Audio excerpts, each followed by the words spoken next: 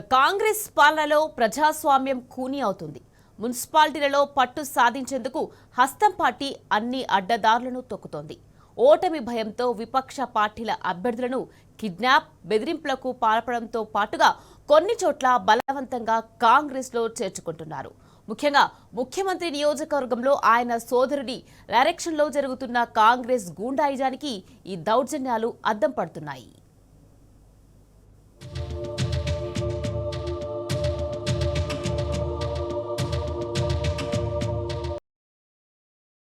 సాక్షాత్తు ముఖ్యమంత్రి ప్రాతినిధ్యం వహిస్తున్న కొడంగల్ నియోజకవర్గంలో ప్రజాస్వామ్యాన్ని ఖూనీ చేశారు.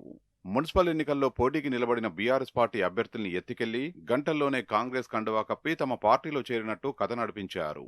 కోస్గిలో బీఆర్ఎస్ అభ్యర్థిని కిడ్నాప్ చేసి కాంగ్రెస్ లో చేర్చుకోవడం, అలియాబాద్లో నేతలపై దాడులకు తెగబడడం హస్తం పార్టీ చేస్తున్న దౌర్జన్యాల్లో కొన్ని మాత్రమే.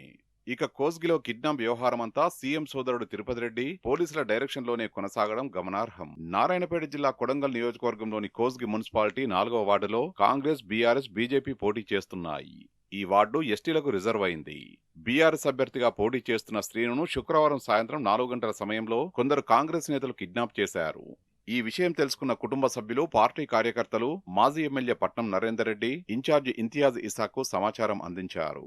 కిడ్నాప్ వ్యవహారంపై పోలీస్ స్టేషన్లో ఫిర్యాదు చేసేందుకు శ్రీను భార్యతో పాటు బీఆర్ఎస్ నాయకులు వెళ్లగా పోలీసులు స్వీకరించలేదు.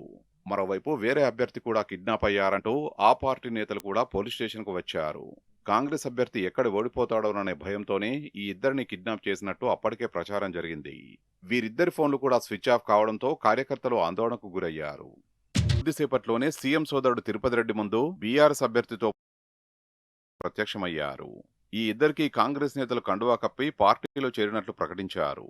ఇది అనైతిక చర్య అంటూ బీఆర్ఎస్ నేతలు ధర్నాకు దిగారు. దీంతో అభ్యర్థులెవరూ కిడ్నాప్ కాలేదని, వాళ్ల ఇష్టానుసారమే కాంగ్రెస్ లో కలిశారని పోలీసులు దబాయించారు. ధర్నా చేస్తే కేసులు పెడతామంటూ బెదిరింపులకు దిగారు. కొడంగల్లో ప్రజాస్వామ్యాన్ని అపహాస్యం చేస్తున్నారని మాజీ ఎమ్మెల్యే పట్నం నరేందర్ రెడ్డి మండిపడ్డారు. బీఆర్ఎస్ తరపున బీఫారం ఇచ్చిన అభ్యర్థిని ఎత్తుకుపోయే పరిస్థితి కాంగ్రెస్ కు ఎందుకు దాపరించిందని ప్రశ్నించారు. హస్తం పార్టీకి అభ్యర్థి ఉండగా బీఆర్ఎస్ క్యాండిడేట్ ను తీసుకుపోవడమేంటి? ఇదెక్కడి ప్రజాస్వామ్యమని నిలదీశారు. గులాబీ పార్టీ అభ్యర్థికి కాంగ్రెస్ కండువా ఎందుకు కప్పారో చెప్పాలని నరేందర్ రెడ్డి డిమాండ్ చేశారు. మా 4వ వార్డు అభ్యర్థి సంపల్లి అభ్యర్థిని కాంగ్రెస్ పార్టీ నాయకులు కిడ్నాప్ చేయడం జరిగింది.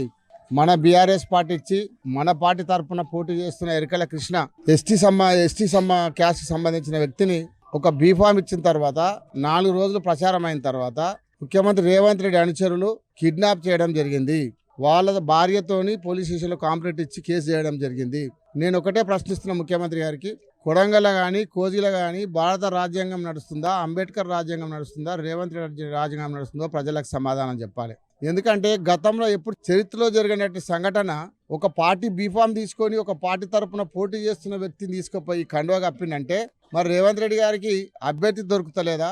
గెలిచే అభ్యర్థిని తీసుకుపోయిండా, లేక మాకు అభ్యర్థి లేడు మీ అభ్యర్థి కావాలి అని తీసుకుపోయిండా? సమాధానం చెప్పాలి. కోజిగి ప్రజలకు, సంపల్లి ప్రజలకు కూడా సమాధానం చెప్పాలి. బీఫారాలు తీసుకుని పోటీకి నిలిచిన బీఆర్ఎస్ సహా వేరే పార్టీ అభ్యర్థికి కాంగ్రెస్ కండువా కప్పడం ప్రజాస్వామ్య విలువల్ని ఖూనీ చేయడమేనని విపక్షాలు మండిపడ్డాయి. కోస్గి మున్సిపాలిటీలో గెలుస్తామో లేదోనన్న భయంతోనే పోలీసులు సీఎం సోదరుడు తిరుపతి రెడ్డి డైరెక్షన్లోనే కిడ్నాప్ చేసి బలవంతంగా పార్టీ మార్పించారనే చర్చ నడుస్తున్నది. కాగా వేరే పార్టీ అభ్యర్థికి కాంగ్రెస్ కండువా కప్పినా ఆ పార్టీ సైలెంట్ గా ఉండడం పలు అనుమానాలకు తావిస్తున్నది.